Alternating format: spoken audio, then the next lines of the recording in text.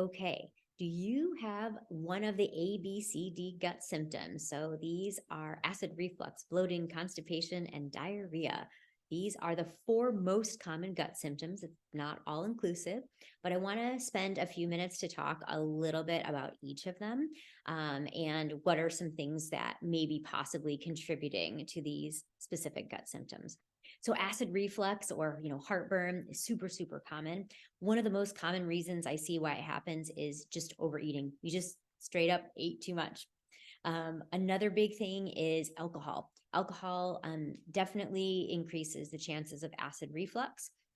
So does laying down within 2 hours of eating. So eating too close to bed can contribute to it, but so can sugar. So sugar is a big one. Grains for some people, spicy foods, and acidic foods. So, and that's for people that have that are a little bit more sensitive. So even if you're, for example, not overeating, you're not drinking alcohol, you're not laying down within 2 hours of eating, but you know that there are people that, for example, they know that the tomato based products or citrus based products, or if it's too spicy, they're going to get acid reflux. So those are just some common causes for you to think about for acid reflux. And a lot of them are very modifiable, right? You can eat smaller meals. You can avoid eating too late. You can cut down on alcohol, sugar, spicy foods, acidic foods, and grains, right? So those would just be some easy troubleshooting things to think about. And then, of course, bloating is the next most common symptom. And when I hear about bloating, I start thinking, is this person not digesting and processing their food properly, right? So do they not have enough digestive capabilities? Are they missing stomach acid, bile, or pancreatic enzymes? Or is their motility slow? Or is the food not moving through their stomach, or smaller large intestine at the rate that it should be?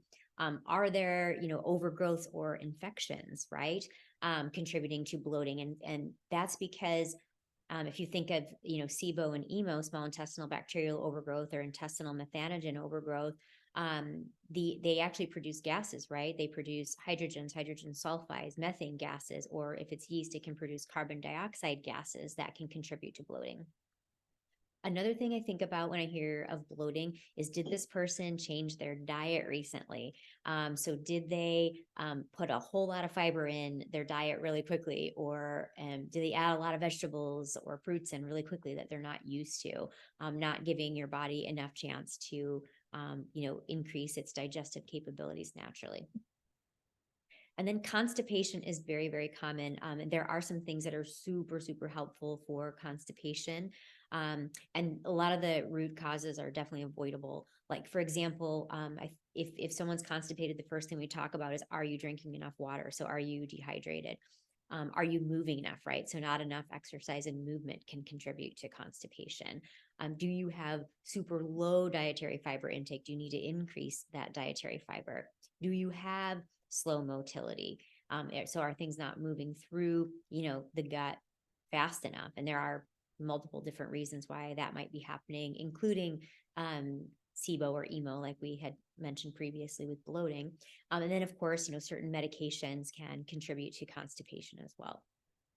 And then diarrhea, the last of the ABCDs. Of course, food allergies, sensitivities, and tolerances, can all contribute to diarrhea.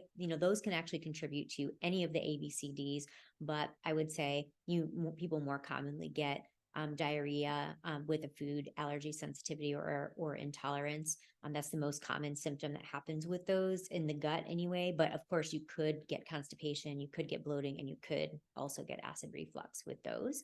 But also, really common reasons for diarrhea include obviously infections, bacteria, parasites, fungus, virus.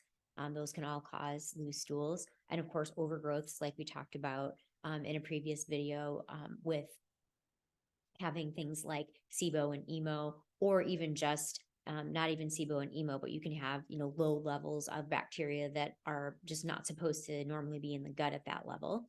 And then, of course, too much dietary fiber can also, cause loose stools in some. So again, too much fiber too fast can also cause diarrhea in addition to bloating. And then medications is another common one that can contribute to diarrhea.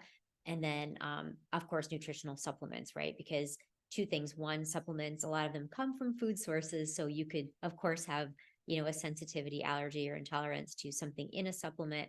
But taking too much magnesium, for example, is a big one that can contribute to you having loose stools, or too much aloe, and so on. So there's these are the most common reasons, I would say, for the ABCD. So acid reflux, bloating, constipation, diarrhea.